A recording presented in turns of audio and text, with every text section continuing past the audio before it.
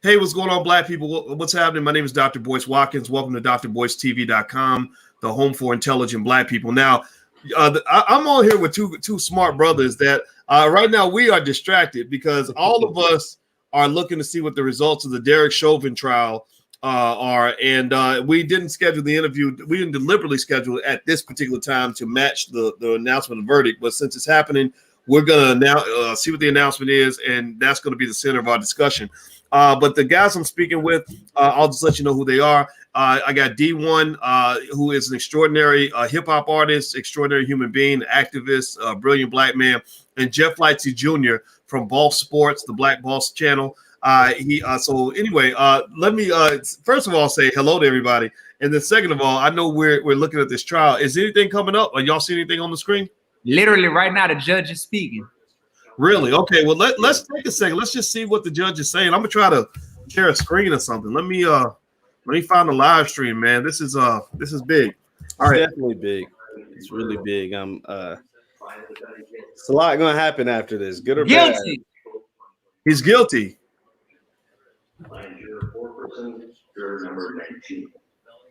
That's on one charge. Same caption, verdict count 2. We the jury they found entitled matter as count 2. Third degree murder, perpetrating an eminently dangerous act, finally found guilty. This verdict is agreed to guilty. April 2021. 145. Second degree murder, third degree murder. Wow. I'm gonna share this audio on this live stream, and that way. Juror number 2, are these your true and correct verdicts? Yes. Juror number 9, are these your true and correct verdicts? Yes. Juror number 19, are these your true and correct verdicts? Yes. Juror number 27, are these your true and correct verdicts? Yes. Juror number 44, are these your true and correct verdicts? Yes. Juror number 52, are these your true and correct verdicts? Yes. Juror number 55, are these your true and correct verdicts? Yes. Juror number 79, are these your true and correct verdicts? Yes. Juror number 85, are these your true and correct verdicts? Yes. Juror number 89, are these your true and correct verdicts? Yes. Juror number 91, are these your true and correct verdicts? Yes. Juror number 92, are these your true and correct verdicts? Yes. Are these your verdicts? So say you one, so say you all. Yes. Members Wow. of the jury, I find that the verdicts as read reflect the will of the jury and will be filed accordingly. Wow. Wow. Okay, Yeah. so Now is it looks like he's guilty. Was he guilty on all counts? All All three count. counts. Mm-hmm. Wow. So I guess I'll start with our special guest today, D. Well, how do you feel? What went through your mind when you saw this? Happiness, relief, because this would have been such a slap in the face to Black America had he been acquitted of these charges, and it would have just all hell would have broken loose, rightfully so. So this feel I'm trying to see if they're gonna take him to jail right now. Like I'm trying to see, because look, if you convicted of murder, they need to take you to jail straight from the courthouse. You don't need to go home and go feed your dog and all that stuff. Like I'm looking to see if they finna take him, because this is a big day. Hopefully this scares the next police that's thinking about doing something like this. Hopefully this is just sent shockwaves through their body, like, oh shoot, things are changing. We actually getting convicted of this stuff now. Like that's what I'm hoping. Jeff, what are your thoughts? It's sad because I'm like D, right? Like you're happy that this conviction is made, but I mean, to be honest, the fact that we almost feel more relieved that the conviction was made simply because there is a history that these police officers get off in these cases, right? Like this man was killed on camera. Like there was no edits. No, there wasn't a movie. It felt like a movie. You watched it for 8 minutes and 46 seconds, or it ended up being 9 minutes and some change. We watched it happen, but we feel relieved that he's actually going to jail and getting punished for the crime that he committed. And it's just like, man, like that's a scary feeling that someone can kill a black man on camera and you still not think that they may or may not get away with it. Like, you know what I mean? Like, it's just so mind blowing that is our reality, but it is, it is what it is. That's just the truth. Because I mean, I'm gonna tell you, be straight up. If that was a white man and he killed on camera, it wouldn't have took this long. We wouldn't have been like worried about if he was going to jail or not, if the justice was going to be served. But because it was our people, because we know the history of America, because we know how white supremacy works, we feel almost like, at least me, I can only speak for me. I can't speak for everybody, but I feel relieved that he actually is convicted on all the charges. So, I mean, obviously, I think we're on the same page on the conviction. I mean, I talked to a lot of people. My father was a cop. And so because my perspective was a little different in the sense that I saw all sides of all of that. I know a lot of good cops, black and white, who are not bad people, who don't, I never believe the narrative that says every cop wakes up every day thinking, how am I going to kill a black person today? Most of the cops I know, they don't want that they don't want none of that smoke. They're like, I hope I don't have to shoot somebody. In fact, I know a cop who almost died because he was so afraid of shooting a person of color. Like, and I say a person of color because this cop was Hispanic. And he said, I got in a situation where where there's another guy who was Mexican like me, and he was a gangbanger that was beating up on a girl, and I intervened, and suddenly he said I got surrounded by all his boys, and I pulled out my gun, and he said I hesitated because I didn't want to be the Mexican guy who shot another Mexican. So this wasn't even black, and he said right when he hesitated, he got hit by a car. One of the guys ran him over, and they left him for dead. They left him for dead. And so he said that he was pissed off and he was feeling mixed emotions because the other cops were like, yeah, that's why you got to just shoot them. Like, if you don't kill them, they're going to kill you. Right. But then he was like, damn, like, these are my own people that did this to me. And I think that what that speaks to is a reality that says that, good and bad people come in all different ethnicities, right? Just because you're the same color don't mean that we brothers. But at the same time, I think when you talk about policing in America, I think we all know that it's done in the wrong way. So Dee, I'd be curious to know, what are your thoughts in terms of just how we should see all this is going on? When you talk about the things that happen with black men in America, I know you've seen it up close. I know that you've told stories about how you were almost killed on the basketball court that time. You also told stories about how you have friends that have been murdered. And we know that that there's a lot of conversation about the George Floyd situations, things like that. But as a black man, I feel like there's so many complexities in terms of all the different things that can happen to us if we're not careful, if we run into the wrong situations. How do we take all this in? I don't think sitting around and just being traumatized by it is the best solution. What is your solution kind of going forward as you see this?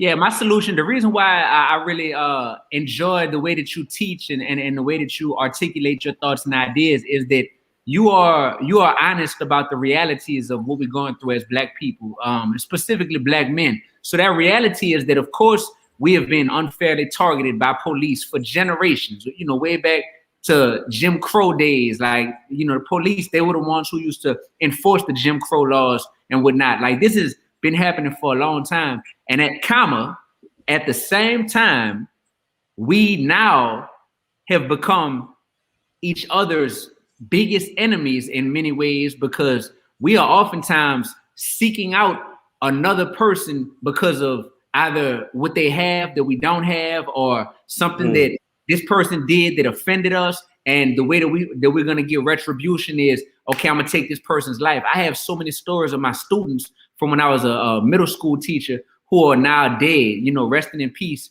because they got into a confrontation with another young black man. And unfortunately, we've been taught, regardless of what the reasoning is, we've been taught that violence is the solution to any sort of conflict that we have, even internally. And we can look at stats and say, well, whites kill whites, most of the time, and so blacks kill blacks most of the time. It makes sense.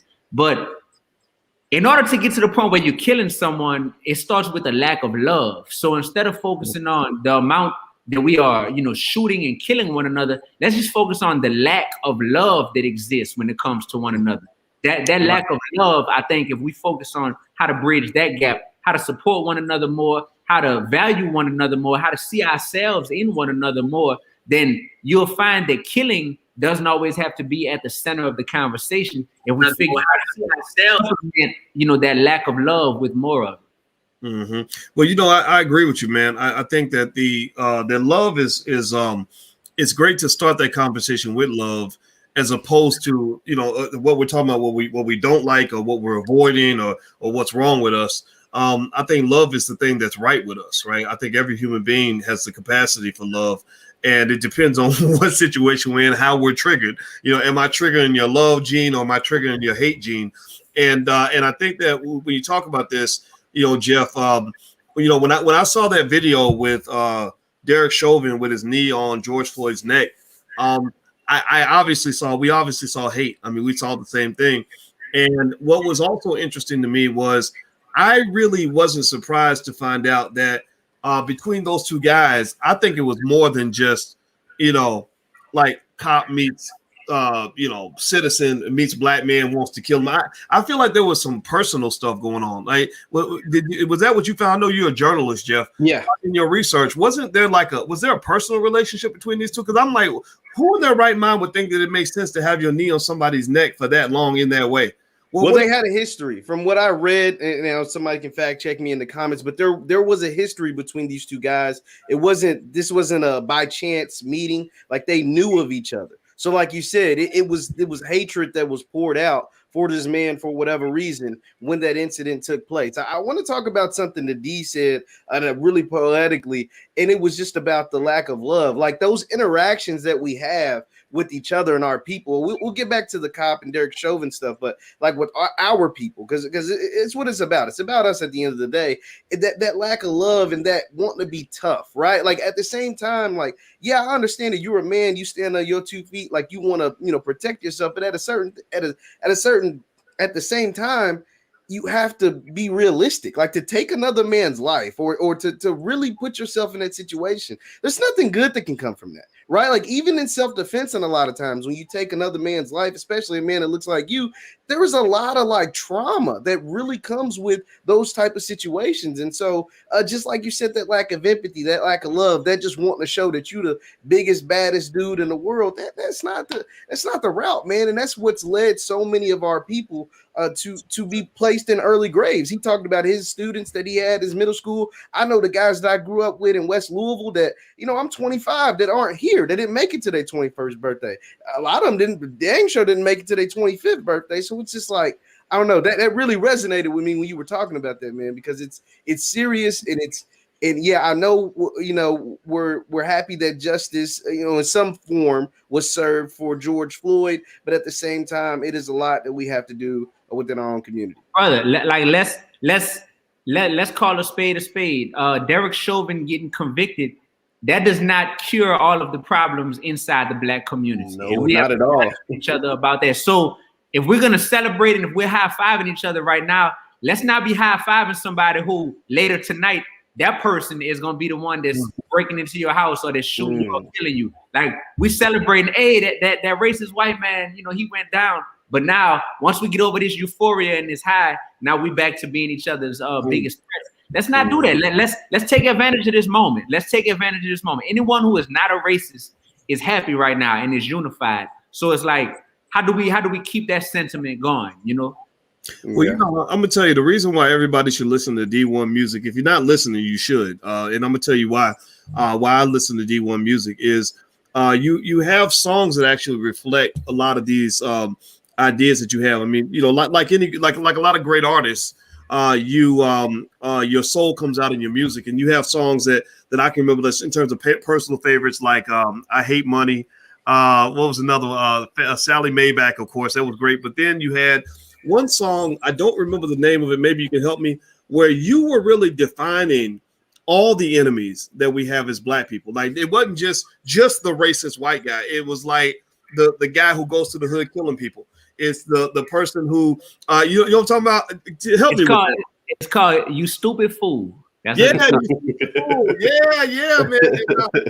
I said, okay, he gets it, and I think that that's an important conversation to have, because I think that what we've been trained in terms of mainstream media to believe is that convicting Derek Chauvin is solving 80% of our problems. That now that we've got Derek Chauvin behind bars, every black person is safe, y'all. We good now. We got a vaccine and we arrested Derek Chauvin, so we straight. No, we don't. It ain't over yet.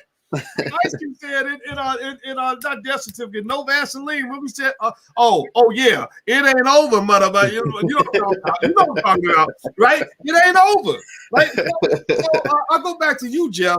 When we say it ain't over, and I think it's important to make sure we're not minimizing the importance of making sure Derek Chauvin's behind bars, all right? I mean, dealing with the Derek Chauvins, like you said, it sends a clear message. And so how do you feel? I mean, do you think that this conviction is going to lead to a change in behavior from police across the country? Absolutely not. No, it's not. I mean, you would hope so, right? Like, but until for every George Floyd that's caught on camera and Derek Chauvin gets convicted, there's a million that don't. Right, there's 100,000 that don't, or whatever, right? Like, there's been other incidents where, whether it was Rodney King or, pick your, worst scenario that you saw on camera, people that weren't convicted for those crimes. So we know that it's not going to change policing across the country. Hell, we just saw a guy get shot in Minnesota. Dante Wright got shot in Minnesota by a white police officer just like last week, right? And he, unfortunately passed away. So it's not going to change policing. I think the biggest thing is for us is that, like you said, we have to police ourselves. We have to get more into that. We have to do more for self. And I hate to say it, but money is a lot of power. And because they don't see us as monetarily valuable in a lot of ways, they're not going to ever care about our lives. They're not ever going to, to the extent that we feel like they should, right? So those are the things that when you fix your community within itself, then you can push out the police. When you start to police yourself, those are the things that you can, try to avoid. Emphasis is on try, because it's not 100%, it's not 100% proven, but I definitely think that this isn't going to change mass policing across the country, not one bit. All right, Dee, what do you think? I mean, do you think that this is what does this give us, and what does this not give us? This particular conviction. Yeah, what it does give us is we can't relate to this because we are not racist white cops. No one who's in this conversation. But for a racist white cop who's sitting at home, who is watching this, they're at least thinking, you know what? I didn't know this was possible, that we could actually get convicted, for killing one of them. So now they see that much that is possible now. I think what this gives us, I'm always thinking with my teaching hat on, is an opportunity to make this a teachable moment to where, I see all these people in the street. I'm watching it as we speak. I see all these people in the street, black and white people, who are hugging and everything. And this gives us an opportunity to make sure that moving forward, we eradicate this hatred, whether it's in the context of policing or whether it's in the context of just everyday life. Because Jeff said something important about economic ramifications, kind of determining who you choose to respect in this world. And I think that we have to, we have to get to that point where we realize that a human being deserves respect just because they're a human being, and not because of the economic ramifications. Jeff was right; he was spot on in that. In this country, the financial implications of your actions are going to determine a lot of people's love or hatred or discrimination, towards another person. But hopefully, this has just humanized America a lot more, to where we just start to look at one another and value one another regardless of socioeconomic status. And we just say, because I know all these people who are in Milwaukee, in Minneapolis in the streets right now, I know they come from various different types of backgrounds. And that unity and that love that they're feeling right now, it's kind of like, how do you keep that same energy moving forward? I think that is our challenge, because right now, I will say that there are more people than this is similar. Let's try to rewind 12 months, fellas. Let's try to rewind to when this first happened to George Floyd.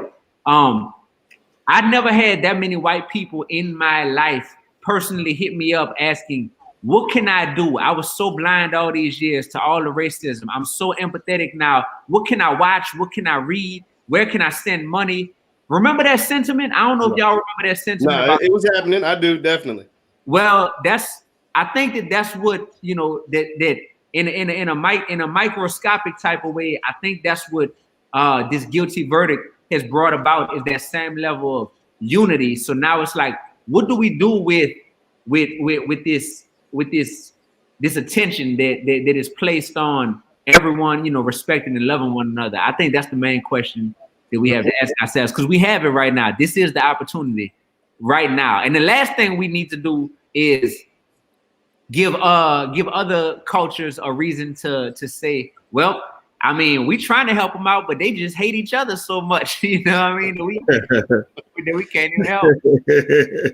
Well, you know what? I'll tell you what, and I'd be curious to know what your thoughts are on this, Jeff. The economic implications of it. I think that there's there's an argument to be made that, when it comes to police brutality or anything, the best way to send a message is to send it, in terms of money, boycotting things, not supporting things financially that we believe in. Rizla Islam, who was just on a few minutes ago, and Maj Toure, we're both saying that when it comes to Minneapolis, black folks shouldn't be spending money there. That we should just really understand our economic power. What are your thoughts on that in terms of us as a culture understanding the power of the black dollar and how we can protect that? No, they're absolutely right. Because the thing is, when these cops kill these black men and these families get these big settlements, whether it's Breonna Taylor or George Floyd or whoever, guess who pays for that? We do. The taxpayer that lives in said city or said state pays for that, right? So when Breonna Taylor's mother gets 12 million or whatever she gets, and rightfully so, but that doesn't come out of police pension. That doesn't come out of the police because they have really strong unions within their cities. That comes from our tax dollars here in Kentucky. Or when George Floyd's family gets paid. So it really inadvertently never affects the department. So that's why I say change behavior. Like, yeah, they'll get some bad press for a minute, right? But once the trial is over and once the settlements are paid, like Breonna Taylor happened in Kentucky, that's not much talking about. Like outside of, there's like these police reform bills and stuff going on here in the state, but the conversation is pretty much dead, right? So I don't want that to happen because that's how we get in the same cycle. So yeah, like Dee said, we'll have this euphoria over the conviction for a while, and we might have even that spotlight for a little bit, but it's what you do with it is so critical, and how you keep those things alive is so critical. Yeah, you'll have that spotlight, but you don't want to give the spotlight to the wrong people, because the wrong people will have you doing the same thing over and over and over again, and that's essentially what's been happening since the 60s. So yeah, you'll get those people reaching out to folks, and you will have folks get on CNN or whatever major media platform and trying to tell you what to do, but that's not what's going to help. You know what I mean? Like that's not going to help you in that situation, because if it was, we wouldn't be in these same cycles in 2021 that essentially we've been fighting those same battles since at least the civil rights movement.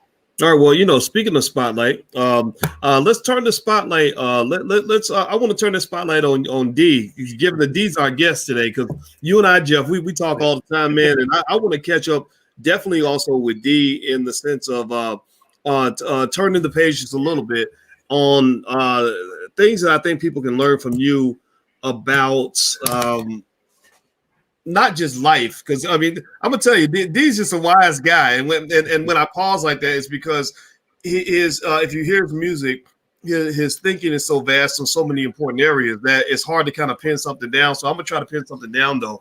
I know this week, for example, there was a conversation about Diddy and Bad Boy Records and how Black Rob, rest his soul, went out. And I saw debates about, okay, whose fault was it? Did Diddy do him wrong, or did Black Rob make bad choices or whatever? And I'm not asking you to talk about that, but I did think about you, because I said, well, I know artists who make really good choices when it comes to the money and the business and everything else, and you're at the top of that list, and I always tell the story about how you were offered the chance to sign with Cash Money Records. You were able to walk away from that. Most people couldn't do that. You had a record deal and you chose to be independent. I don't know if you're still independent now. You could brief us on that, but and I know you're loved around the world. But it's fascinating how you've moved in terms of empowering yourself to manage your career. And there's other artists in a similar category. Maybe you think about E40, who's always been relevant, even when the world thought he wasn't relevant. He never agreed to that, right? Master P, who's always talking about business and money and everything else. And Nas, with Coinbase and all this stuff. So can you speak to that in terms of your thinking, just as a human being and as an artist, and the ways that you've been able to move that have allowed you to create your own reality in a lot of different ways? Go ahead, D. Great question. So for me, it all started with knowing my why and knowing why I wanted to be an artist, because a lot of people, they don't know their why. So when they get into the booth and when they hear a beat come on and they have to put some lyrics to it, they'll say whatever comes to their head, or they'll say whatever is already popular. But just because it's popular doesn't mean it's proper. And that is something that that I knew my why from the beginning, because I was educated. I was a teacher before I became a full-time hip hop artist. So I knew that I wanted to be I wanted to be the gateway for people who wanted to know that you could still be cool, you could still be successful, and be a Black man who stood on your morals, your values, and your principles. That was my why from the beginning. So because of that, I've been intentional about my message that I've always put into each one of my songs. And because I know and understand my why, it goes beyond just music, meaning music is not ever, nor has it ever been, the end game for me. Music is an amazing way to get a lot of attention and to get a lot of name recognition and people knowing who you are.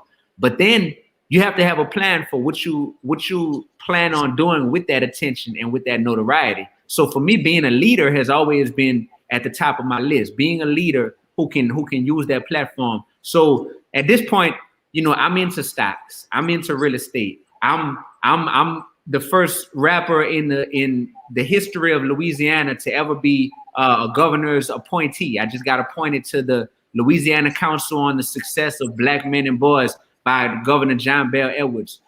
This puts me, I'm about to be an artist in residence. I have a big announcement coming up soon. An institution I'll be an artist in residence for. This is all part of a plan. This wasn't just random for me. This was something where I knew that being a successful artist who stood for something would open up other doors to continue to be a leader in different ways. So whenever I see artists who are older than me or who are way more known than me, who don't take advantage of that power that they have to be a leader, and I can tell that they don't know their why, that really bothers me. And I watch these artists, and we might call them OGs, and a lot of people might look up to them and respect them, but I actually don't have respect for people who are intentionally, I don't care how popular you are, I don't care how much money you made doing it, because making money doing something does not mean that is a just cause, or something that is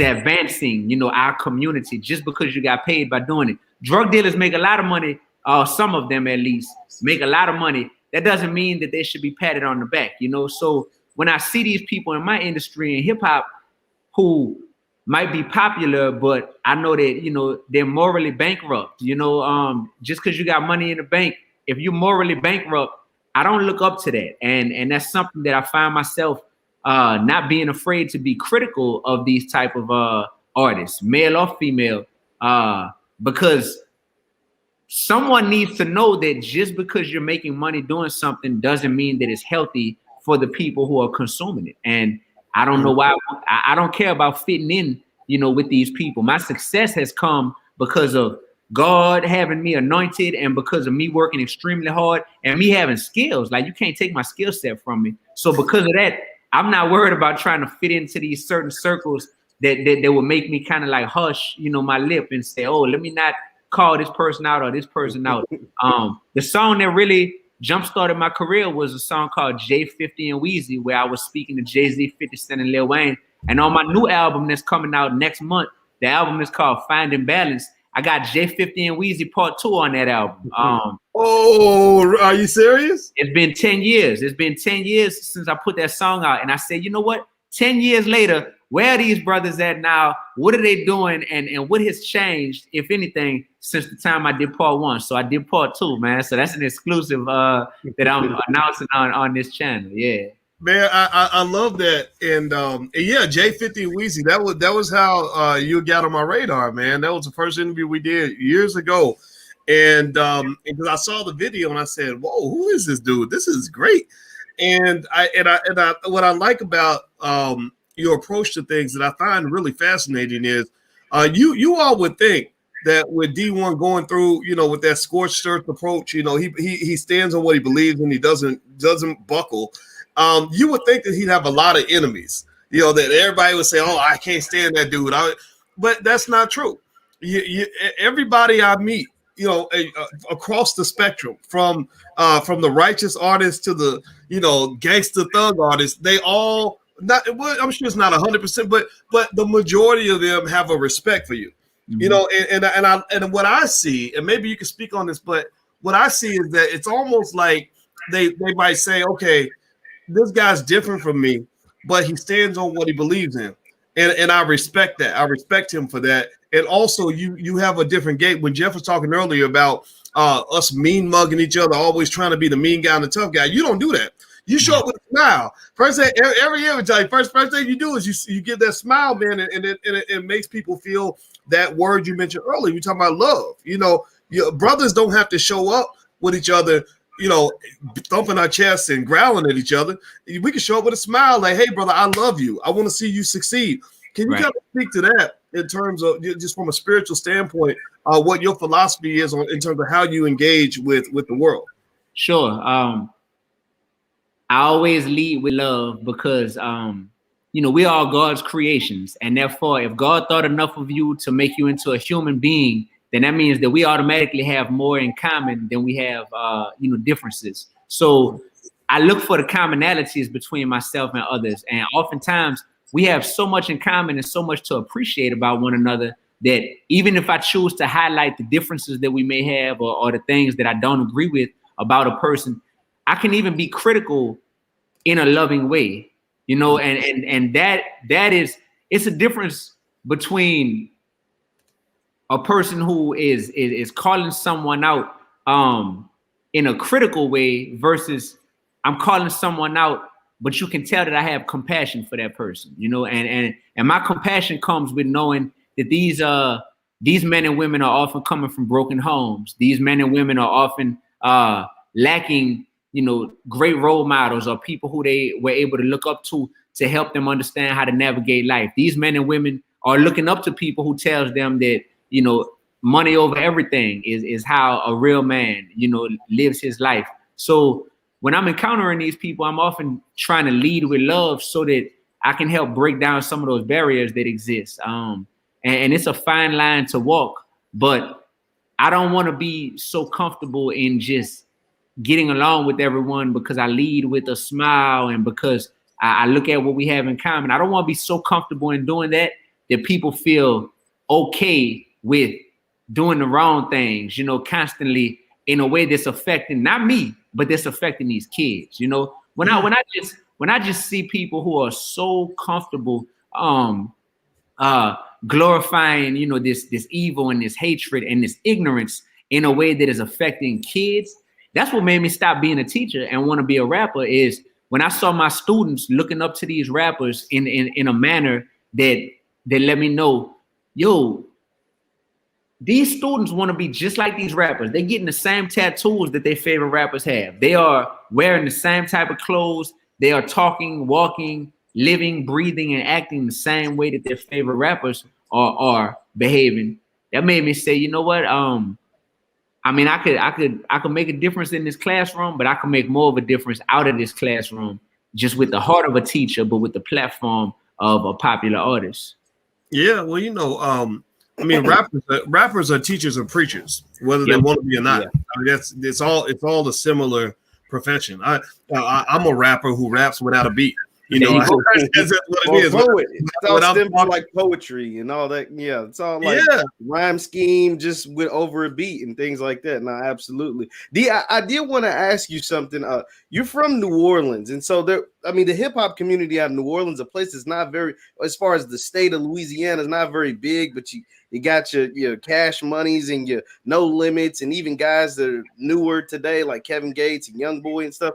But You didn't go that route, right? Like, no offense to them, they did what they did, but your music doesn't sound like theirs. It like it has a spiritual tone. It does a lot of motivation, talks about, you know, building all different kinds of things. What made you stay away from going that no limit cash money route and kind of create that thing that you were talking about, that the opposite of what your students were listening to?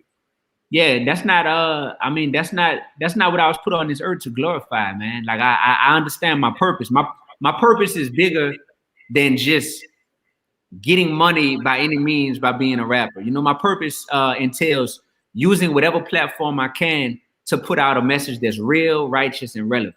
So that's my thing, is if it's not real, righteous, and relevant, then I don't need to be perpetuating it and giving it any attention. So I look at a lot of those guys, man, and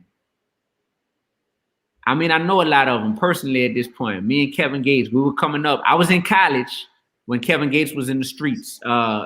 Same time though, same exact time period. And I was in college in his city, in Baton Rouge. So we were running into each other a lot. He's featured on that song, I Hate Money, that Dr. Boyce is talking about. I have a remix version on my first album, David and Goliath, and it's featuring Kevin Gates. So we were running into each other a lot. You know, these guys, the no limit artists, the cash money artists, these guys, like we would run into each other a lot. And I realized that a lot of people are able to compartmentalize the message they put out in their music. And they're like, hey, this is not who I really am as a person, but this is what the people want to hear from me. And I have never, ever been worried about what people want to hear from me, because I'm here to give people something that they need, and to be so good at presenting it and packaging it through my skill set that I make them want something that they actually need. You know what I mean? And people need love, people need intelligence, people need courage, and people need motivation. So that's what I rap about, and that's what I put into my music. And that's just always been my approach. A lot of these people start rapping to help get them out the streets. I mean, I graduated from college, and you know, I understand just business in general. So I never was worried about, man, if I don't rap, I'm going to jail, man. It's either rap or I'm gonna end up in jail somewhere. That was never my reality. And that doesn't mean I didn't come from the streets, but I just realized that the greatest weapon that I had was my brain. I realized that while I was still growing up in the Goose, in the Ninth Ward on New Orleans East Side, you know what I'm saying? Like, I got the same brain as a person like Lil Wayne. You know, it's just, what do we want to use our influence and our ingenuity and our cleverness, you know, for? Like, what do we want to do? Do we want to give people what they want or what they need? And I think that, you know, I'm just a person who's always said, I'm gonna give them what they need, man, because I can't stand to see my people suffering. Man, you know, I'll tell everybody a little story. I hope Dee don't mind me sharing this. But I remember I was really shocked that when you sent me that text once, where I had made a little comment about how you reminded me of Lil Wayne. I said, yeah, he reminds me of Lil Wayne. They got the dreads, they got the same New Orleans accent, same lyrical ability, but it's like they're just, it's almost like separated at birth. Like one's like, they're just like the yin and the yang of each other. And then you made that mixtape called Separated at Birth. And you took a lot of the Lil Wayne beats and just put new lyrics with it. And I love that, man. I was stunned by it that you had done that. And do you want to finish that story? Because I remember that people, they just stopped it. They didn't want it to be released. Yeah, the mixtape was inspired by Dr. Boyce Watkins. He did an interview with, I think it was Vlad that you did an interview with, and you mentioned about the Dee-1 and Lil Wayne, you know, comparison and the similarities yet differences. And you said it was like we were separated at birth. And I literally took that snippet from your interview. I put music behind it, and that was the intro. Your interview, your audio was the intro for this new mixtape by Dee-1 called Separated at Birth. It had a baby picture of me, a baby picture of Lil Wayne, and it had a family tree. And it had us, like, you know, on separate sides of the family tree. And I took all his beats and whatever he was rapping about and glorifying on these beats, whether it was killing people, whether it was sleeping with you know, somebody's girl and baby mama, whether it was just making all this money through with drugs, whatever it was, I took that same beat and I came and I did a 180 and I rapped about the polar opposite. I rapped about the solution to whatever he talked about. I was like, well, this is what this brother is glorifying. Here's the opposite side of that. That is something that I'm more or less, you know, along these lines with how I would want to push someone to live life. And I did this, and I spent about a month and a half crafting this amazing tape. And the night before it came out, it got banned from coming out. And what I mean is, the record label that I chose to sign with, I was with RCA at the time, major record label. They were well aware of it. I sent them the mixtape. They had heard it and everything. They had no issues with it. But apparently the day before, some people from Lil Wayne's camp, I don't know if it was his label reps, if it was his management, had heard about this tape. I put 2 singles out, so they were on YouTube and on SoundCloud. So people kind of got an appetizer as to what this tape was going to be about. And they contacted my record label, and apparently they made some threats to them about possibly suing them if this came out, or maybe Lil Wayne not collaborating with any of their artists anymore if this came out.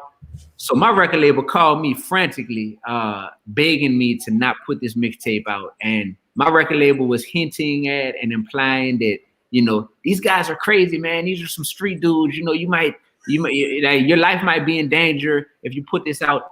And I was like, is this something that they told y'all, or is this something that y'all are just, you know, worried about me and y'all are saying this? Because there's a big difference between somebody making a threat and y'all just being afraid. Because, you know, by the grace of God, I walk around, you know, this earth. I walk uptown, downtown, East Bank, West Bank of New Orleans, no security, no nothing. And I'm a one-man army, and people really respect who I am and what I stand for, even if they don't always agree with me. So I was a little befuddled. I was like, well, you know, where are these worries coming from on y'all end? And they pretty much, the record label pretty much put me in a position where they said, if you still choose to put this mixtape out tomorrow morning, we're gonna shelf you. And you've signed to us, so you know we have the rights to your music for a while, and we'll shelf you. We won't put your music out.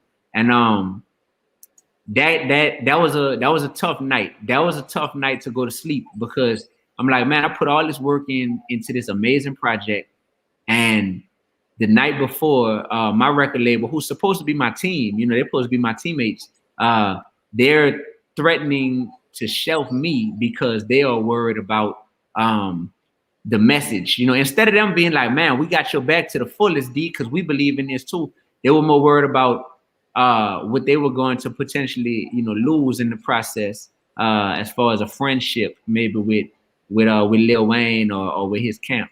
So it was a weird time. I chose not to put the mixtape out. I chose not to put it out because I said, well, if I chose to get in a partnership with this record label, I want the partnership to work, and I don't want to you know, make them angry. And that's the reason why I chose not to put it out. So I didn't put it out. It kind of became an urban legend in terms of everyone, like people to this day. That was 6 years ago. People still every day DM me and ask me, man, can I hear that Separated that Vert mixtape? Please, bro, I want to hear it. So it kind of became an urban legend. And yeah, that's where we stand. So you know everybody listening is asking the same question. Okay, and can we get it now? Right. Of course. So this how I know that I'm anointed, man, by the grace of God. Is that happened in 2015, and it was a weird position that it put me in, for sure. It definitely put me in a weird position. And then right after that, I just had this creative outburst where I was like, bet they banned my mixtape. Man, I'm about to just go crazy in the studio. So I started coming up with all these songs. And I went to the record label again, and I said, hey, I recorded like 3 albums. I want to put an album out, no, 4 albums. I want to put one out like every quarter this year. I got enough music to just flood the market. And I was like, here's the first single off the first album that I like to put out. It's a unique song. No one's ever done this before. It's about paying off your student loans. And I was like, I just paid my student loans off recently and it felt great. I want to make a song about financial literacy and being smart when it comes to managing your money, because people always talk about getting money and blowing money, but who's talking about saving money and being smart with it? So I played Sally Maybach for them. And they, once again, they were like, nope, we ain't putting this out. This ain't dope. This is crazy. So, Wait, you mean a black male rapper showing financial responsibility? That's not too crazy. It's too That's crazy. not realistic. Go ahead. bro, they literally, one of the people in the office literally said, hey, most of your fans probably didn't even go to college, so they're not even gonna be able to relate to this. You probably, a lot of your fans probably don't even go to college. Literally, that's a quote. That's a direct quote. So I,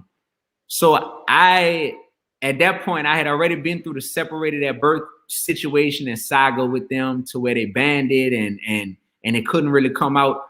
So at this point, I said, man, forget this. Like, I'm putting this music out one way or another. So I found like a loophole in the system, and I put it out on YouTube for promotional use only. So it wasn't on iTunes or on the streaming platforms, but I put it out on YouTube the same way I could put up a video of me freestyling or something. It's me being artistic, but it's not me commercially exploiting and selling this music. So I put the music video on YouTube.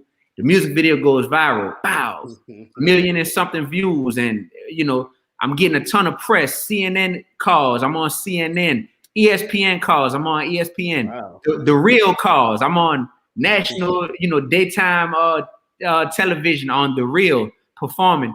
And this song that they hated is blowing up right in front of their face. So at that point, that's when I knew I don't need this record label anymore. Like, I've seen the biggest boom of my career happen with a song that they thought was corny, number one. Number two, I'm seeing it happen, and I'm the one who came up with the concept of how to push it, how to market it. I'm putting my own bread behind it. So I was fully convinced at that point, man, I don't need this record label anymore. So I then started a year-long process of getting out of my record deal, and I was successful. So getting out of the record deal, I came out of it. All those albums that I told y'all about that I had recorded, that I planned on, putting out with them, I was just like, man, I'm gonna save my best music until I'm not with them anymore, because once I give it to them, it's their property. They own the masters. So I saved a lot of my best stuff. I still put out my album with them. It was called Slingshot David. So still put out a great album, but I kept a lot of the real heat, tucked away. I got out of my deal scot-free. Didn't owe them any money or anything. All that was done, paid off, and and it's been great ever since, because I'm a walking record label. I'm a walking, talking record label. So because of that, I enjoy the process of being able to succeed, or not succeed on my own merit. I think that freedom as a young entrepreneur, that freedom is more exhilarating than anything else. Like, I was never looking for just an easy come up or a quick check or anything like that. Never. I realized that I'm writing a blueprint that didn't exist before me. I didn't have anyone in New Orleans to look up to. I could have people that sold a lot of records, but I didn't have anyone to look up to who was being real righteous and relevant, the whole time that they were making music. And I didn't have anyone to look up to who was like, no matter which size of the check is, I'm not gonna put out content that's gonna be poisonous to my people. Because the music, God bless Black Rob and DMX and everything, but although they're not here in the physical, their music still lives. So that's when you realize, like, ooh, like, everything I put out for public consumption is going to outlive me physically. And that part right there has always scared me, to want to put anything negative, on a record that could get out there and and maybe poison someone even when I'm gone. Because now I can't even speak up for myself. All I have is my music to speak for me, you know? Wow. Well, by the way, everybody, if you don't know who I'm speaking with, I got the rapper Dee-1, one and only. Dee-1 Music is how you can follow him on social media, and everybody should follow him. If you're not following him, you got to support the brother. He's doing amazing things. And also Jeff Lightsey Jr. from the Black Boss channel. Make sure you follow both of these brothers. Their social media is right there on the screen. And so before I move on, D, I want to get back to that question we asked that you just kind of glided past, where everybody's asking me in the chat, where can we put that mixtape at? Are you legally allowed to release it? How do you feel about it? Or is it something you want to kind of put in the past? If that's the case, then we can accept that. I am legally allowed to release it. It is something that I had decided. I was like, you know what? I'm past that chapter. Like, I'm not even trying to, like, the Dee-1 narrative is so much bigger than the Lil Wayne controversy. Like, everything I'm doing, the moves I'm making, the blessings that I'm able to provide for others through my craft and through just my leadership is something bigger than just, it seemed like Dee-1 and Lil Wayne are always like, you know, kind of like tied in with one another, and some controversy with, does Dee-1 have beef with, like, I was like, I'm gonna sit that down in the past. I'm still looking forward to meeting Lil Wayne one day. The only time we ever crossed paths in person was when I was in high school. I used to work. Y'all remember that store, Circuit City? It was like an electronic store. Electronic, yeah. I used to work at Circuit City installing televisions in people's cars. So Lil Wayne came in. This before I was a rapper. I was still a high school student, and I had to install a TV into his SUV. That's the only time we ever crossed paths. Although I was about to potentially sign with his record label, he and I had never formally met in person, which was a big red flag to me. But still look forward to meeting the brother one day. I still feel like we have so much in common, and we got so many mutual friends because New Orleans is small, that I think it'll be a great opportunity for some cool dialogue, maybe even for some cool music to come about from it. But what I'm doing is so much bigger than just, you know, this separated at birth mixtape with Lil Wayne. So yeah, I will say this. I've thought about making it an NFT, because now the NFT is, I'm like, yo, I'm still, like I said, I'm in the stock market. I'm in real estate. You know, I have a wooden watch company. Yeah, show us that wooden watch company. I want to hear more about that. And by the way, and everybody in the chat, I'm sure, agrees with me that we respect that. We respect what you just said about putting in the past. So everybody in the chat, just say, I respect that. Give the man respect. Even though we were all sitting here like, okay, we gotta get this tape. But you know, but we respect it. I completely get that. So let's talk about that wooden watch company. And actually, I actually want to play one of your videos, man. I hope that's okay. Please. Okay, cool. Show us the wooden watch. I'm gonna put you on the big screen so they can actually see it. And I want you to talk about that partnership that you're doing with this brother that's making these people watch. Go ahead. Of course. So I turned down a lucrative endorsement deal with a luxury, you know, watch brand that was, you know, wanting to endorse me, pay me thousands of dollars to get with them. I chose to turn that down to form a partnership with a young black man from my state in Louisiana who has started this company of handcrafted wooden watches that are literally affordable. So they're not expensive like Rolexes and APs and all that stuff. These watches cost between 70 and 200 bucks. And I saw this young brother, and I really felt his vision, but I also bought into him as a person, to the point where I said, oh man, like with my marketing know-how and with me understanding the platform that I have and what I can use it for, man, I can help bring your vision, you know, a lot further than what it is already performing at. So we've collaborated, and these watches cost between 70 and 200 bucks. We just got featured in GQ magazine. So like everything that I knew was gonna happen, it's already happening, because we've gotten to the point where the quality speaks for itself. You know, it's luxury, it's elegant, it's stylish, it's for men or for women. And yeah, our Burnett brand is the name. So Burnett, BURNETT brand.com. That's the website. And we've just partnered on something that I know a lot of people who say, you know what, I like what you stand for, young brother, but I don't listen to rap music. How can I support you? And my thing is, I gotta have more than just music that I'm offering to people who want to support. So I feel like we've been brainwashed all these years to thinking that these expensive brands like a Rolex, like a AP, like that's what makes us valuable, is if we have one of those on. My thing is like, no, what actually makes you valuable is to support something that has some meaning, something that is actually different, that's a conversation starter for everyone who sees it, but something that's affordable yet luxurious. So that's in line with my brand values to the fullest. So that's why I've collaborated. And this is the piece that was featured in GQ this month. It's called the Aureus, and we just getting started. We got a lot of great things coming up. So I appreciate anyone who is curious enough to go and check this out and go support. All right. So I put the URL on the screen. I spelled it right, D? I can't see the comments. I'm not able to see them from where I'm at. Oh yeah, on the screen. I think I did spell it right because but the comment. Yeah, I see it. Yeah. You spelled it. Yeah, that's right. Okay, yeah. Perfect. Yeah, so I want to make sure we support the brother. I want to cop me one of those watches, because I love what you're doing, because I like the idea of us being very intentional about where we're putting our money at, and particularly when you talk about hip hop, where rappers were the original social media influencers. Like, they were social media influencers before there was social media. When you go back to when Run DMC, when Russell Simmons, he tells that story about how he was with the shoes.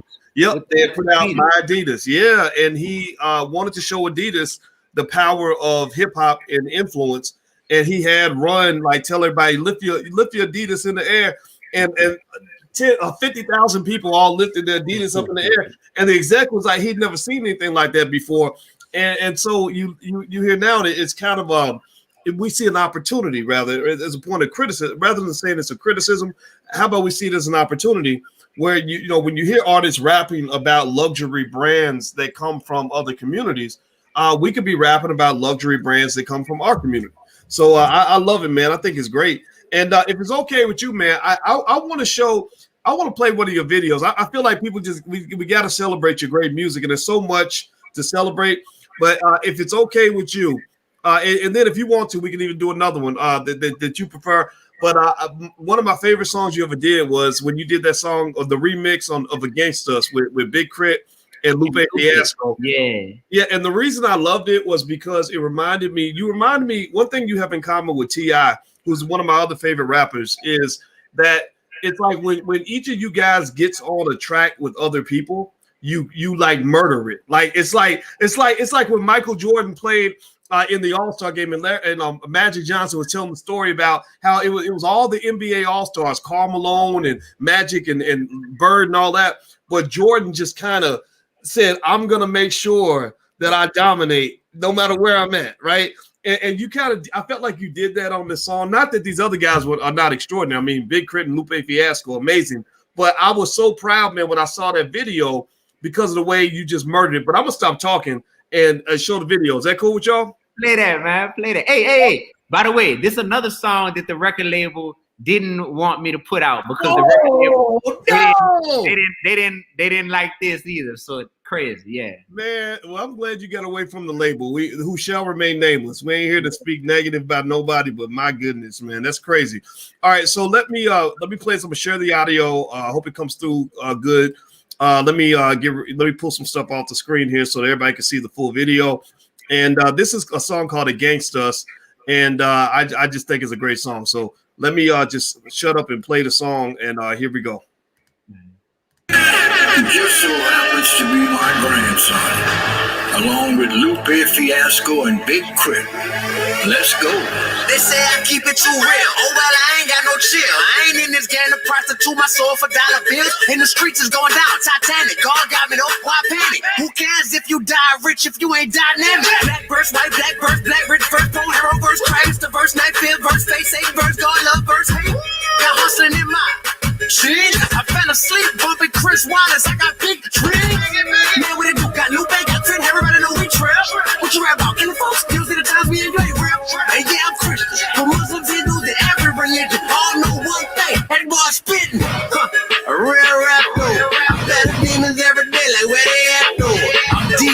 top 5 is where I normally rank up. You got money in the bank, but you morally bankrupt, boy. Our Father, who art in heaven, hallowed be thy name. Thy kingdom come, thy will be done on earth as it is in heaven. Give us this day our daily bread, and forgive those who trespass against us. What you tell them now? Against us, against us. They ain't trying to go. Against us, against us. They don't want to know. Against us, against us. They don't want to know. Against us, against us. We some gangsta.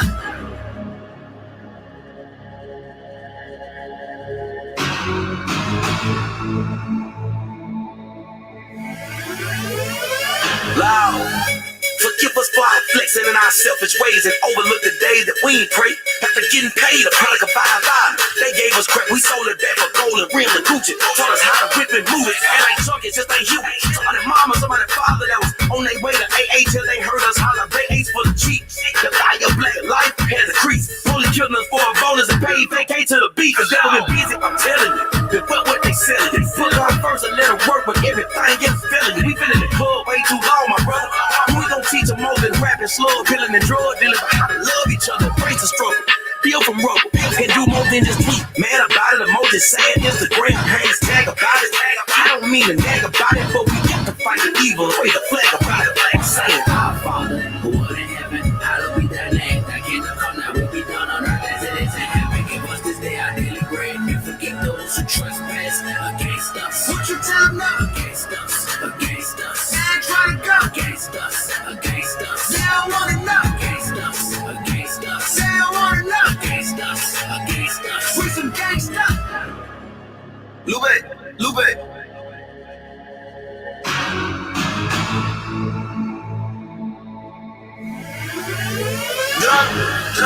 Drugs. Operation opposition. I can stay in my condition. Nah. That complicated competition. Started Operation Pocket Piston. 17 had a set of wings. Now I'm selling dreams like I'm selling lanes. I be selling dreams like I'm 7 kings. Action speak, never said a thing. Just asleep, never met a bed. Better yet, I never slept, I never met a Fred. But it's nightmares where I came from, and my dream is just to bring them where it ain't nothing. My mind is my stylus. One day here is like 5 times they college. Go against us. It's high time to acknowledge that my kind and they logic. It's like 99 they dollars. Our Father, who art in heaven, hallowed be thy name. Thy kingdom come, thy will be done on earth as it is in heaven. Give us this day our daily bread, and forgive those who trespass against us. What you tell them now? Against us, against us. They ain't trying to go. Against us, against us. They don't want to know. Against us, against us. They don't want to know. Against us, against us. We some gangsta.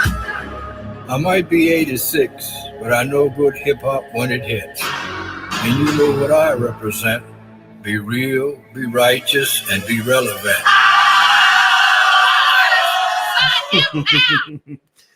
All right.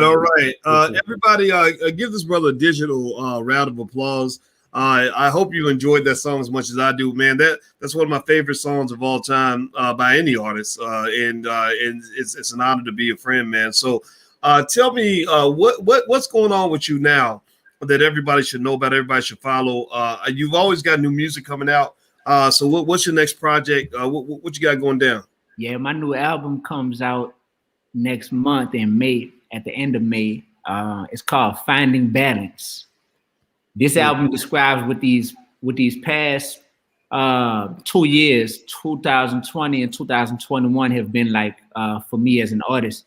Before COVID even started, my grandmother passed away. My grandmother was the most loving human being that I've ever met in my entire life. She lived 84 amazing years. For her to pass away, that was the first close family member that I've ever lost. And out of everybody, for it to be her, that was a tough one. That was a tough one for me. And it definitely put a lot of things in perspective. A month later, COVID hits, and I have the whole year planned out prior to COVID. I had like 3 tours planned out, 1 speaking tour, college speaking tour, and 2 music tours. I had a bunch of stuff. COVID hits, and instantly, over 6 figures in income. that's down the drain. There's this new reality to where, as an artist, you know, we having to pivot and get more into the mindset of how to monetize ourselves and our brands without always having to leave the crib to do it. And that's something that thankfully, you know, I adapted and adjusted really quickly into that space. So when I think about everything these past 2 years, it's been about trying to find more balance, you know, not traveling, not being on the road as much, and sitting down and being more stable. It gives you a lot more time to think. So this album, Finding Balance, is about all of my thoughts over these past 2 years. And I know that this album is, if you're a Dee-1 fan, this album is going to be at the top of the list as far as your favorite all-time albums from me. And if you haven't ever heard my music before, when you hear this album, it'll make you go back and be like, what have I been missing out on? Because this brother just won me over. So Finding Balance is the new album that's dropping. And right now, I have so many endeavors that I'm in, that I'm actually going through the process of having to find balance in real life, because it's like when you have so much, and maybe y'all brothers could relate, and that's probably a combo for off air, but when you pray and work so hard, you know, for these opportunities, and then you get so many things that you realize this is all on my plate, and this is all stuff that I'm doing now. Like, this was a dream at one time. Now it's about having the bandwidth to be able to properly, maximize these opportunities and these platforms that you have. So that art of finding balance is something that I've incorporated into this album, but it's also something that I'm having to incorporate into my real life, you know, finding balance. Wow. Well, you know, there's a lot to say about that. And we can definitely talk about that for sure. And Jeff, did you have any thing you wanted to ask Dee about or discuss? So Dee, I know you, like you said, you talk about finding balance. One of my favorite artists out of New Orleans is Currency. Now, I don't know if you know Currency well at all, but one thing Currency does is talk about financial literacy. Him and it's a bunch of guys like Larry June and those guys. So I just didn't know if you knew him, or is that something that you also take some inspiration to by any chance? So if I grew up in this house right here, Currency grew up right across the street from me, bro. Literally, we grew up across the street from each other. I know you probably wasn't expecting that. But no, not at all. I've been doing that dude since before he was Currency. Shantae, that's his real name. Wow. And he know me as David, or my people call me Doc. But like been knowing him my whole life. He's older than me, so I was always just a little dude, kind of like looking up to him and his friends and wanting to like hang with him or play basketball or, you know, whatever. So yeah, I mean, when Hurricane Katrina hit, Currency came and stayed by me, you know, for a while, because like both our houses got affected and everything. Like, we been on one another. So it's really cool that we've done a lot, you know, we've done a lot and seen each other each like ascend to who we are now. We've done everything except for a song together. That's the one thing we haven't done yet. Yeah, so definitely know the brother. Yep. Well, you know what? I'll tell you, we love what you're doing, man. And I could tell in the comments, everybody's if they wasn't following you and supporting you, you definitely got some new fans today. And I hope everybody will take a second and just say congratulations, thank you, or something encouraging to both of these brothers. Dee, are you 30 yet? Yeah. No, I'm definitely over that hill. So now that I'm now that I didn't hit that 30 hill, bro. Honestly, nothing has changed, because I've been in this same mindset since I was in my 20s. So if anything, I do look at a brother like yourself, and I've been looking up to you. But at this point, I'm just like, I'm admiring. I'm like, man, you kicking like you in your 20s or 30s, man. Like I promise you, because I see the pace, like you keeping up with the pace that we move at in our 20s and 30s out here. And I'm like, bro, I feel that. And I think I was gonna ask you where, you know, like where does that come from? I think that I would assume if you were doing something that you didn't love or that you weren't passionate about, it probably wouldn't be that same level of spunk. So I'm assuming maybe it's just the fact that you truly are walking in your purpose and living out, your calling, that's where that energy comes from. But where does it come from? Because now I'm like, man, I would love to still be moving at this type of pace, as I continue to grow. What is it? Well, you know what I find, man, is when you said in the beginning, when you said you turn 30 and nothing's really changed, and that's because nothing really changes that much, no matter what age you are. When I'm 49, I'm not that much different from what I was when I was 30. It's just I got better at being who I was when I was 30. If you looked at me, I was watching just today. I was watching an old videotape of me and Alicia 20 years ago when I was 29 years old. I was the same dude. I just wasn't as good at being who I am because I was finding myself, and I think that's the big thing is when you talk about living in your purpose and everything else, it's not just about sort of finding the purpose, which right there is hard enough, but it's also having that courage to really go live that purpose and really be that guy and just be okay with being that person, right? And the older you get, the more you practice that, the better you get at it. And so one of the things I also noticed, though, was when people got older, they would kind of either get distracted or maybe fear has turned them into something other. They got caught in the rut or whatever the case may be. And I said, no, when I get, as I go along, I always want to maintain a committed energy to being who I am because I'm better at it than I've ever been. This would be the worst time for me to level off and start getting lazy. It's like, nah, man, this is when the good stuff starts happening, right? And so the other thing I'll say too is I really believe that when you talk about finding your purpose, I'm an advocate. I literally just said this today that I think we got to stop really putting our kids in certain boxes in terms of what you're supposed to. Oh, you're gonna be a doctor, you're gonna be a lawyer, you're gonna be whatever. I don't really do that with our kids, man. What I tell them is, what do you like to do? Who are you, right? And then at that point, it's like, okay, what do you want out of life? Okay, money matters. All right, money's cool, but money's only going to be important till you have enough. Then when you have enough, you're gonna have to find something else to do. So I say, like, what would you do if you didn't have to get up and go to work for money every day? Like, okay, you say you want to be a doctor. Would you be going to that hospital every day if you had $10 million in the bank? Would you go to medical school for 10 years if you had money in the bank? And if the answer is no, then that might mean that your purpose is someplace else. And you're just assuming that being a lawyer or a doctor is your purpose because you need to go to work to make money. And when we talk about things like wealth, like all of us are on the same page when it comes to wealth and a lot of wealth related concepts. Wealth to me is something where, and this is why I like your song, I Hate Money, because it's like, yeah, money matters, but it's not everything. Like, stop, but it's important, right? So don't waste it, preserve it, build it, all that. But once you get enough, you need to focus on the other things that matter, like finding your purpose, doing good things for the world, actualizing who you're meant to be, living your best life, whatever that means for you. And so I think that what makes you great at what you do, what makes both of you guys great at what you do, because both of you have talent in your respective areas, is that you're really doing something you really want to do. And I believe that when you're doing something you really want to do, you ain't working no more. Like this ain't work for me, man. I'm talking. Like, theoretically, I'm working by talking to you guys, but this ain't work. I'm talking to my boys. You know what I mean?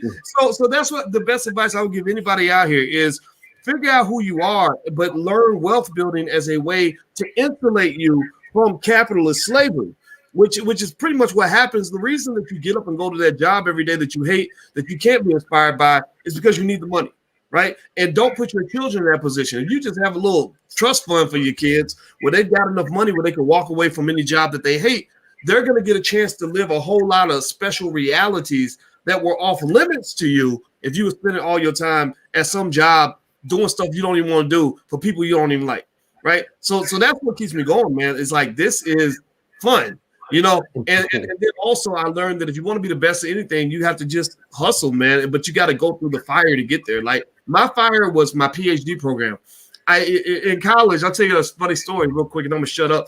In college, I did really well. I was the #1 black student on the University of Kentucky campus. I had almost straight A's all the way through. So I can vouch for that. My mom said that too. So yeah. yeah. I was cool with your mom, right? That's crazy, right? So I feel like a grandpa now. But anyway, but the thing was, so I got to my PhD program and I was getting my butt kicked, man. Like I was suddenly in these classes with like one girl that sat next to me got one of the 10 highest math scores in all of China. Like she was like China's a billion people. She got in the top 10 on the math test. So I got to the situation, man, that was terrible where I never knew a situation where you could study 8 hours a day, 7 days a week, and still fail your test. You hit rock bottom, and it's like, man, I'm stupid. This ain't working. But what it did was it just gave me a work ethic. It taught me that there's always another level you can go to. There's always something else you could try. You can always try harder. And really, if you want to win, you got to just figure out whatever that next gear is, go to it. Do your best. And if your best ain't good enough, then you need to do better than your best. Yeah. Get a new best. Right. And I still have that, man. And you never lose that, so you guys have that. And that's what I respect, man. And I've enjoyed talking to you, man. This is thank you guys, both of you, for coming through. And I just want everybody that's watching to know publicly that I have a tremendous amount of respect for these guys, and that this is the model. Like this is what the Black community looks like in the future. So I'm going to be quiet and let you guys get the last word, Jeff, and then you, D, you can close this out. Jeff, any thoughts? No, it was just a pleasure to speak with D. It was a pleasure to. Like I said, I'm thankful that in the Derek Chauvin trial, George Floyd was able to get justice. And like I said, I love the stories from D, from basically being neighbors with Currency to also why he left teaching and felt like his living in his purpose through the music. So I was glad to be a part of it. All right, D, any parting thoughts? Yes, Jeff, brother, it's an honor to meet you on here, man. I already followed you on Instagram, so yes, sir. so we connected like that. Dr. Boyce Watkins, what can I say, brother? I'm just so thankful that our paths crossed all those years ago, man, and that we continue to, you're the same person you were. I think we first met in 2014. You're the same person you were then. You're just a better version of it, and you give me inspiration to just continue to be who I am. I'm not ever trying to be someone else, but just to become a better version of me. You just spoke that very well. So I'm excited. I'm excited that they're moving forward. I already know what the blueprint is because I found myself. I know what it is. My goal is to be real, be righteous, and be relevant in everything I do. And now, in terms of just trimming away the fat and minimizing the distractions out there, it's great to see other people who have successfully done that, who I can look up to and look at. And when I say that, I'm talking about you, Dr. Boyce. So thank you, man. The music is going to continue to be at the forefront of what I do because my music is what I get the most fulfillment from. And the music opens the doors for these other sides of me that the world seems to appreciate. So new album, Finding Balance, is on the way in late May. Outside of that, the public speaking, the sitting on the Louisiana Council for the Success of Black Men and Boys with Governor John Bell Edwards, continuing to do that, continuing to be an entrepreneur. R. Burnett brand, luxury wooden watches. Y'all make sure y'all go support. There you go. Y'all see the website. Don't just say, yay, congratulations. Go on there and let the product speak for itself. Outside of that, y'all, we got a little bit of justice today. So that feels good as far as the verdict for that trial. But just know that it starts with self-love. So if you're a Black person and you're watching this, make sure that you love your neighbor the same way you love yourself. And in order to love yourself, you got to know that you are a king and a queen. God made no mistake when he created you. So thank y'all. Y'all stay in touch. All right. As my homeboy D-1 likes to say, be real, be righteous, and be relevant. And by the way, I saw that image where Steph Curry was wearing your shirt or wearing the shirt with your slogan on it. You didn't get a chance to mention that, but I in fact, I'm gonna try to find it online. But yeah. You want to mention that real quick? Yeah, it's on. I posted it on my Instagram page. I was in New Orleans. I was at my old high school gym because I was a hooper in high school. I averaged 20 a game. I was nice. And I was about to go play ball, and I get a text from Steph, and it's right before his game was gonna start. In a couple of hours. and Steph texts me a picture of him walking into the stadium with with my hoodie on. Be real, be righteous, be relevant. So I'm like, yo, this is crazy that one of the greatest players of all time is, not only a personal friend, but actually willing to support my brand in public. There's so many people who don't nearly have the platform and the fanfare that Steph Curry has, who will be like, oh yeah, I support you. Yeah, leave a fire emoji, leave a man, this man really rocks with me to the fullest. And that just means a lot because I'm equally as excited to support my brothers and sisters who have things that I genuinely feel like, yo, this is dope. Like, let me show the world. You're not finna catch me just rocking something just because it's the trend. You will not see me with Gucci plastered across my chest or Prada or Dior or Supreme or any of that stuff. No, man. It's either gonna be mine or somebody who I personally feel like, yo, I rock with that individual right there. So that's it, man. So shout out to Steph Curry. Well, where can people get a hoodie? Somebody was asking that in the chat. missionvisionlifestyle.com. missionvisionlifestyle.com. So somebody please type that in the chat, because what D is saying is very important in that we have to realize our personal power and know that when you talk about the power of the black dollar, it's really deeper than just you being the best consumers. That means we have the power to redirect that money to black businesses, and that's something that we can do that on our own without anybody's reparations or anything. We can literally take that 1.4 trillion, pop that back into black-owned businesses, create thousands of jobs, thousands of millionaires, all of that. So thank you, brothers. It was great speaking to both of you. This is awesome, and we got to do this again at some point. And thank you all, everybody, for checking it out and watching. Make sure you subscribe to the Black Boss channel. This is where a lot of this is happening. Jeff's on there every single day, and the URL is theblackbosschannel.com. And of course, D is always invited to drop content. We'll promote whatever it is the case may be. Hit the thumbs up button, share, subscribe button on your way out, and we are gone. See you guys soon. Peace.